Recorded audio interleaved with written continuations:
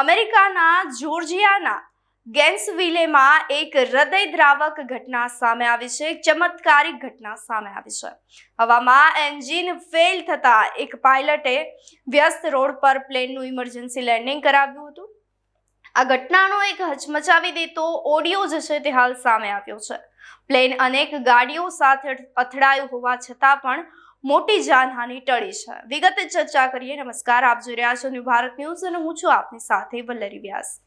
અમેરિકાના જોર્જિયામાં single engine વાળા hawker બીચક્રાફ્ટ BE-36 પ્લેનમાં ટેક ઓફના થોડા સમય બાદ જ ટેકનિકલ ખામી સર્જાઈ હતી. પાયલટે બપોરે 12:10 વાગ્યે એન્જિનમાં સમસ્યાની જાણ કરી હતી અને ગેન્સવિલે એરપોર્ટ પર પરત ફરવાનો પ્રયાસ કર્યો હતો. જો કે પ્લેનમાં પૂરતું બળ ન હોવાથી તેને બ્રાઉન્સ બ્રિજ પર રોડ પર ઉતારવાની ફરજ પડી હતી.